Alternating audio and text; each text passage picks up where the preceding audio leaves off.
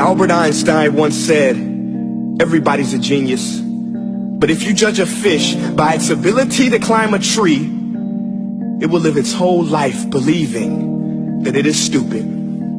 Ladies and gentlemen of the jury, today on trial we have modern day schooling. Glad you could come. Not only does he make fish climb trees, but also makes them climb down and do a 10-mile run. Tell me, school, are you proud of the things you've done?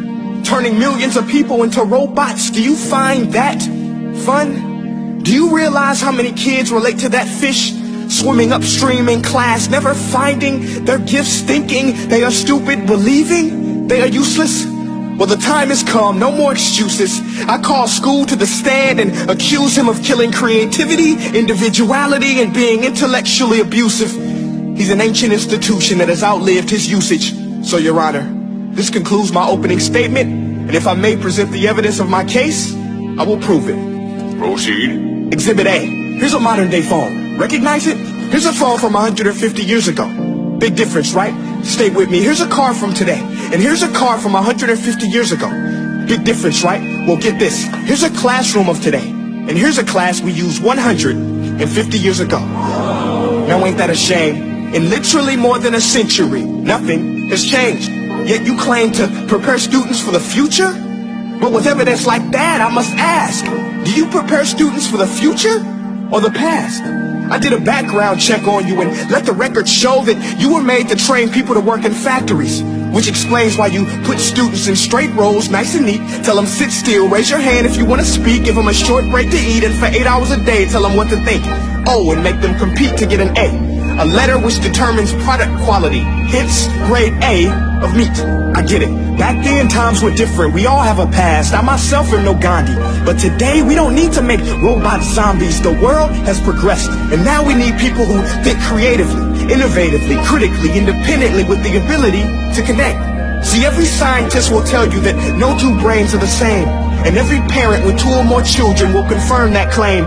So please explain why you treat students like cookie cutter frames or snapback hats, giving them this one-size-fits-all crap. Watch your language. Sorry, Your Honor, but if a doctor prescribed the exact same medicine to all of his patients, the results will be tragic. So many people will get sick, yet when it comes to school, this is exactly what happens, this educational malpractice, where one teacher stands in front of 20 kids, each one having different strengths, different needs, different gifts, different dreams, and you teach the same thing the same way? That's horrific. Ladies and gentlemen, the defendant should not be acquitted. This may be one of the worst criminal offenses ever to be committed.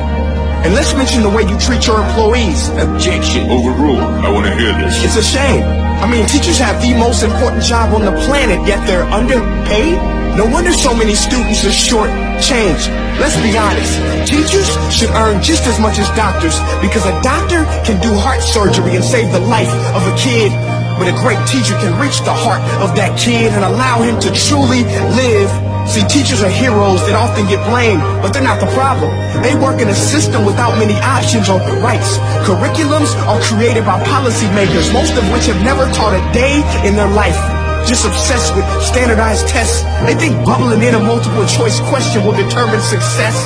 That's outlandish. In fact, these tests are too cruel to be used and should be abandoned, but don't take my word for it.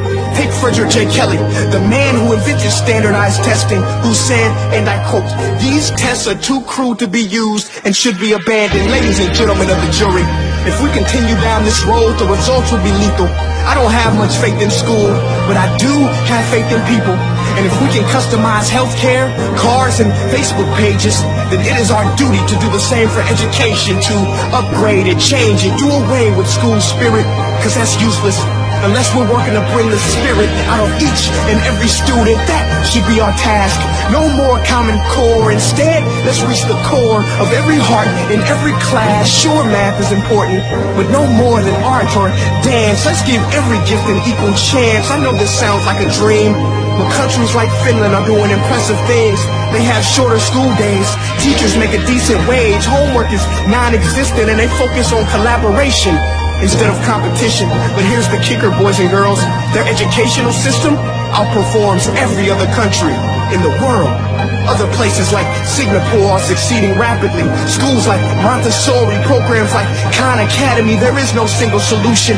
But let's get moving, because while students may be 20% of our population, they are 100% of our future. So let's attend to their dreams, and there's no telling what we can achieve.